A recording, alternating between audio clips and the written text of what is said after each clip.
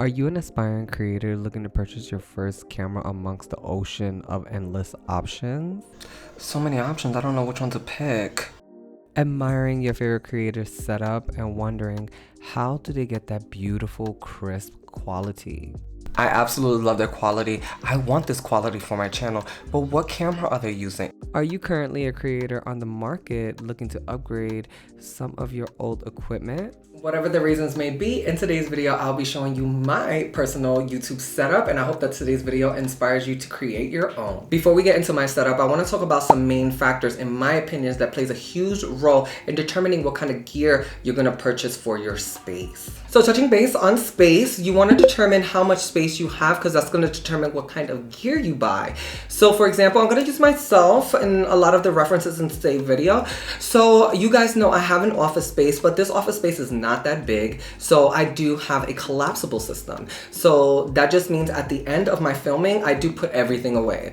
There are some people that have a lot of space in a designated office or studio for the cameras and don't need to take down any of their equipment. But unfortunately, that's not my reality, and that's not a lot of people's reality. So it's super important to understand the space that you're going to be using to create content. From there, you're able to understand what fits, and then you're able to purchase things or make better decisions when it comes to your purchases for your equipment. I hope that makes a lot of sense because I definitely felt that in my soul. I mean, it's the truth. I've been doing this for a long time and I want to be able to share the knowledge that, I've accumulated during the years and make it easier for, a future YouTuber, because at the end of the day, they are our future.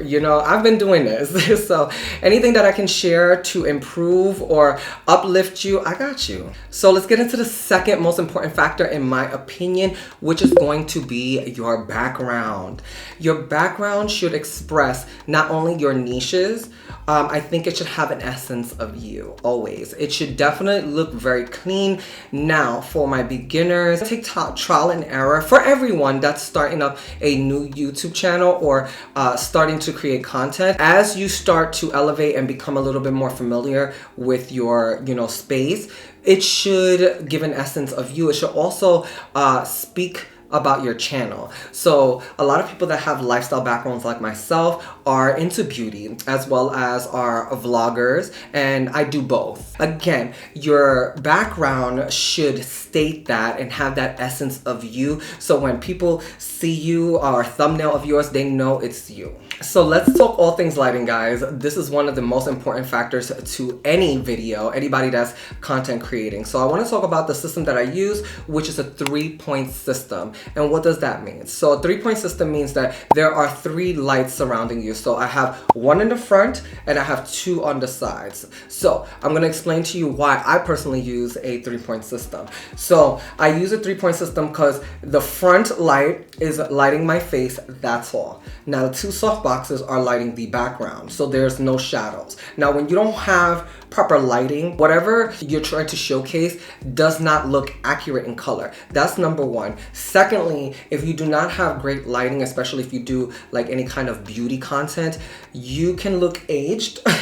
You can look very textury, just because there's a heavy shadowings on you. They can alter your appearance. So again, lighting plays a very, very important factor. My system is not the smallest, but I'm not complaining because I have enough room to go ahead and house these things. But if you do have a smaller space, I probably would use panel lights and maybe a smaller ring light system. If you are a YouTuber, I highly recommend the 3-point system, honestly, because you could never go wrong and it always looks beautiful. If any of you guys are interested in my lighting system, I will go ahead and put my soft boxes down in the description bar, but I won't link my ring light only because I've had a bad experience with this ring light, and it was a very expensive ring light, and it broke in less than 6 months. And when I called the company to see what they could do about it, they gave me you know, the runaround. There are plenty of ring lights out there. Determine what kind of space you have, and I would go based on that. So we made it to the camera portion of the video, and I know y'all are excited. For years, I've gotten questions on what cameras I use for this channel, and I am about to tell you guys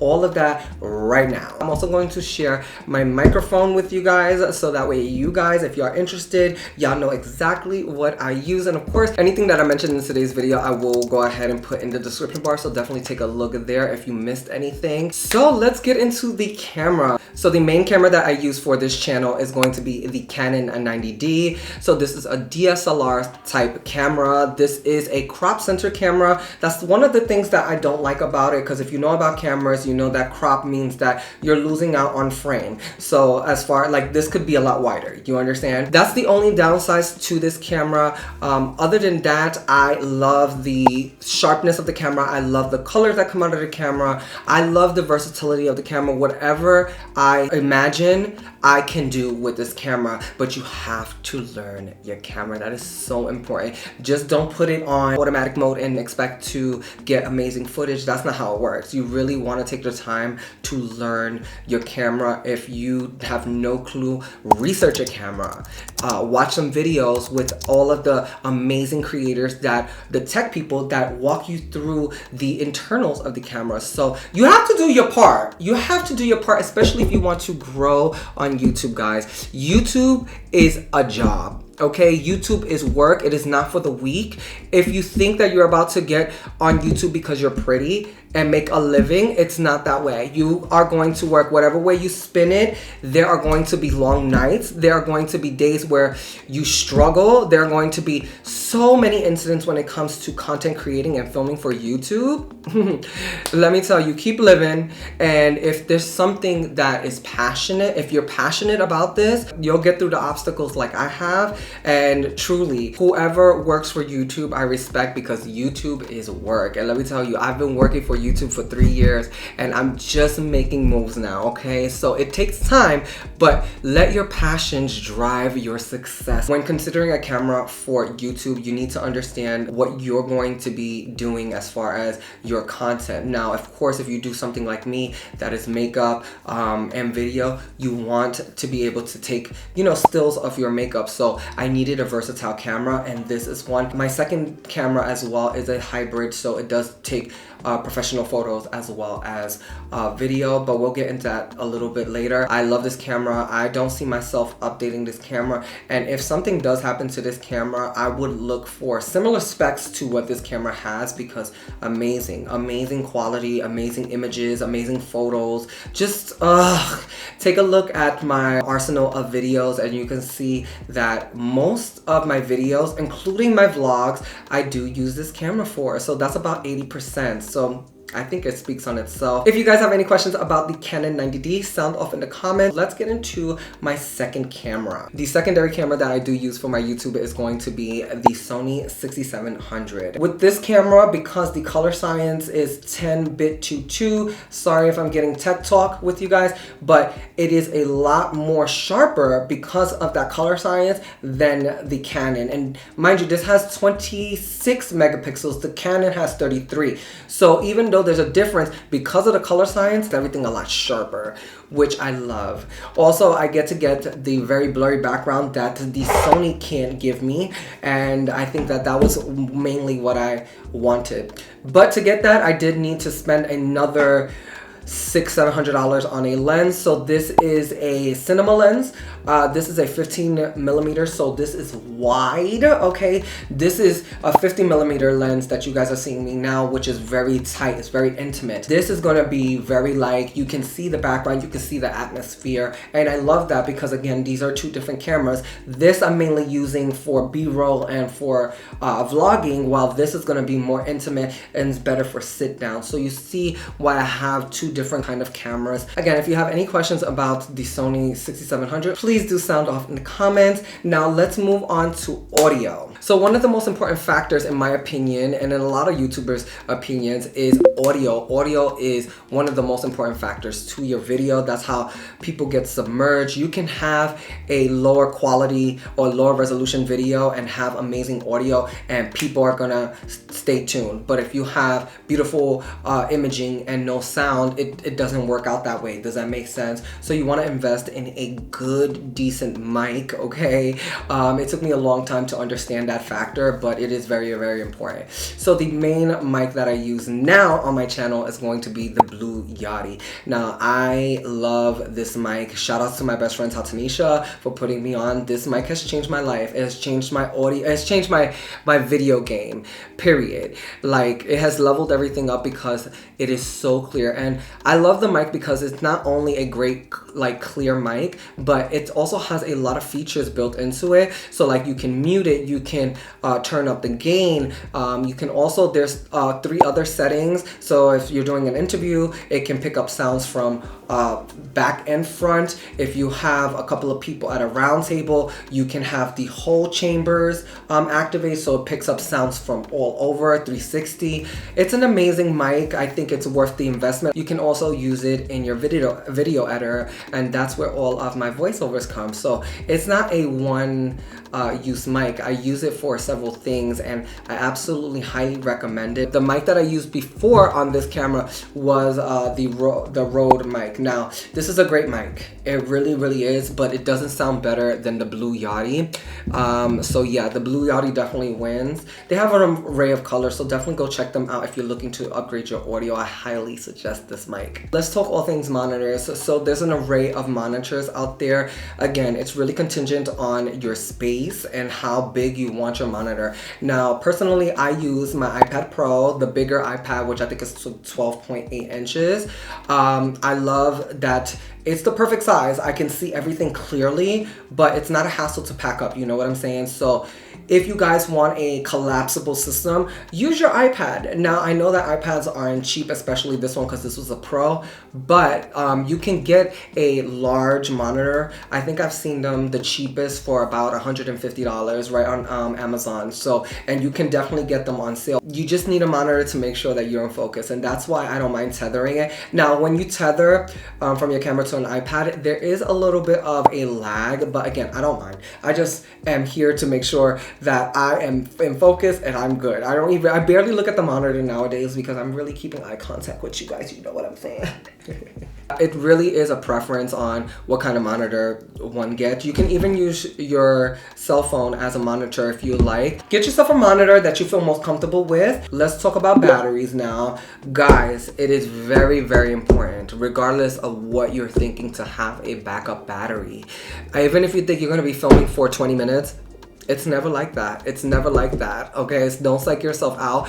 You need to have a spare battery. Now, I have all spare batteries for my camera. Now, if you guys don't have a battery and maybe feel more comfortable with using a dummy battery, you can. If you guys don't know what a dummy battery is, it plugs into a power adapter and it continuously gives you power to the camera, so it never dies until you're ready to cut it off. So you can always do a research for a dummy battery if you prefer to use one continuous source. But if there's no power, you won't be able to turn on your camera. So that's why I still think that batteries win. Just make sure whatever camera you decide to get, make sure that you get a spare battery.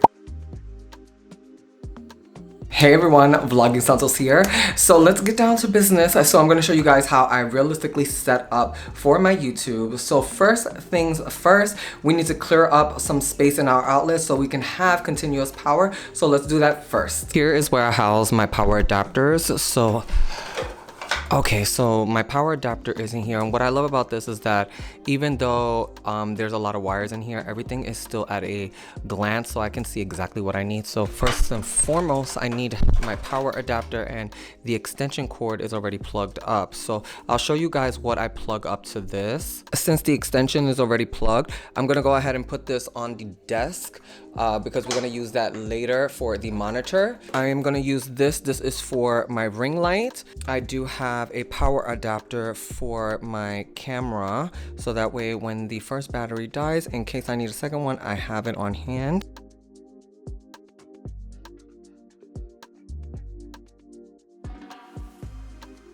So the last thing that needs to be plugged up is my second softbox. So I'm gonna leave this space for that. For anyone that's curious, there's the softbox and there is the ring light.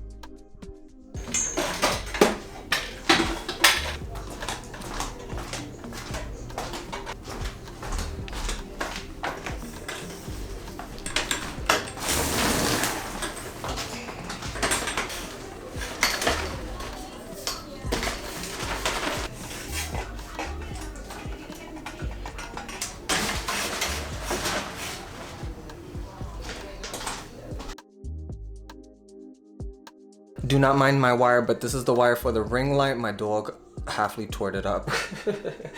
So put that here. And the Lord said, let there be light. Okay, we are completely lit. The lights are lighting, okay? So we cleared some outlets. We got the lighting on. Now, this is, I think, the most simple part of the task when setting up for YouTube for me. It's gonna be just setting up my background. So my background is already set. So what I pretty much do is make sure that my fairy lights, because I do have fairy lights in my background, I do make sure that both sets are completely bright, because once the battery starts to dim, you don't get that like bokeh effect that we all love. If you know, you know. So I'm just gonna make sure that those are working and are very vivid. And then the last thing that I do for my background is obviously make sure that it's clean. Also, I light up my candles. So I'll show you guys that. As you guys can see, here's one of my switches for my softbox here. I am just testing out the strength of the light to make sure that I can get that bokeh feel. So yes, so this one clearly is a fresh pair of batteries because it's very, very bright. Let me check the bottom ones. Okay, same. So these are good to go. They're gonna create that. Let me see if I get close so you guys can see what I mean. Yeah, you guys see the, oh, you guys might not be able to see because the lights are here, but when it's a little bit dimmer, you guys can see it looks like little like fairy lights, which I love. You know what I mean, guys, you know what I mean. So again, the last thing that I like to do is put the candle on. This is the last thing that I do in this setup, is light this up, because at that point I don't want to waste candle, if you know what I mean. All right, guys, so we made it to the parts that I think you guys are all waiting for, which is the camera setup. Alrighty, guys, so here is the camera that you guys all been waiting for. Here is the Canon 90D. Here is what it looks like. It's a big buddy, okay? I love this camera. This camera is amazing. So I do have this camera paired up with a 50mm Canon lens, which I love. Again, if you guys see it from the side, it is very, very short. It is not a very long kind of protruding lens, which I prefer. And again, it keeps the camera super light. So all I do here, guys, is that obviously I put this down. Once I have the camera on here, I do like to set up my ring light as far as the brightness and the temperature. So obviously I'm gonna come down a little bit. I think here is a safe zone. And then what I'm gonna do is power on the camera to see how leveled I am as far as it being straight. As you guys can see, the camera is now on.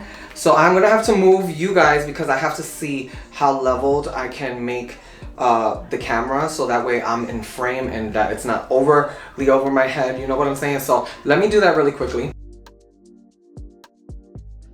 Alright, guys, so you guys can see this is the frame, and I just want to make sure that my information is all good. Yes, everything looks great. So now I'm going to set you guys up on the monitor. There's two more last things that I like to do for my setup, is obviously connect my tablet to my camera, and then make sure that I have a clear memory card for filming. Trust me, it will save you the frustration and time. Do it the day before if you know that you're going to go ahead and film. Trust me, it saves lives. But I do have my tablet right here. let's go ahead and connect the iPad to the camera. So we want to go here to settings. You want to activate this on your camera first to make sure that your Bluetooth makes a connection. So I'm already connected to my camera, as you guys can see. So now all you got to do is go to the Canon Connect app, right? And right here, these two options should light up. I hope that this is better. I know that the lights are on. I don't want you guys to get washed out. But once you're on the app and your camera is connected, it's gonna tell you your camera up there. And all you gotta do is press shoot. And you guys are gonna see me. Hi. There's a few things that you should check before you go ahead and film.